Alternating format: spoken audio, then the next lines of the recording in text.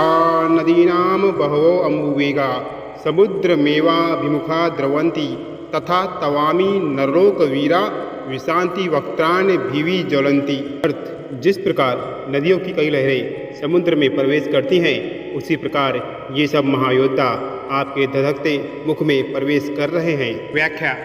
भक्तों, महाभारत के युद्ध में कई बड़े राजा और योद्धा थे जिन्होंने अपने धर्म का पालन करते हुए युद्ध भूमि में वीरगति प्राप्त की। अर्जुन इनकी तुलना नदी के लहरों से करता है जो स्वेच्छा से समुद्र में मिल जाती हैं। इस श्लोक में मूल में समुद्र का जल है, वही जल वाष्प के रूप में बादल को प्राप्त हो जाता है और पृथ्वी पर जब बादल वर्षा करते हैं तो नदियों को वेग और जल प्रदान हो जाता है, लेकिन अंत में उनको मिलना समुद्र में ही है।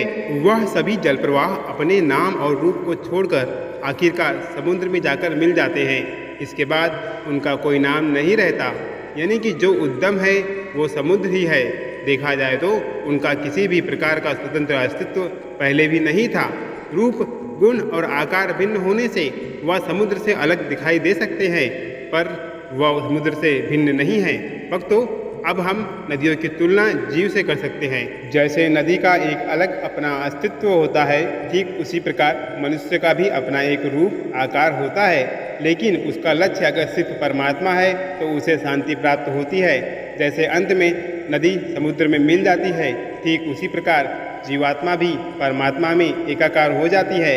लेकिन अगर कोई जीवात्मा इन सांसारिक सुखों को ही सत्य मान ले और सुख में लीन हो जाए तो उन्हें बार बार इस पृथ्वी पर जन्म लेकर नाना प्रकार के दुख भोगने पड़ जाते हैं।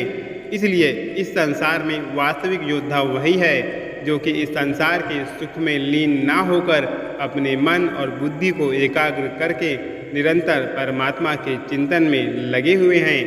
भक्तों, मनुष्य भले ही अपने सांसारिक कर्म करे और इंद्रियों का सुख भी प्राप्त करे, लेकिन उसे यह कभी नहीं भूलना चाहिए कि उसे एक दिन परमात्मा में विलीन हो जाना है।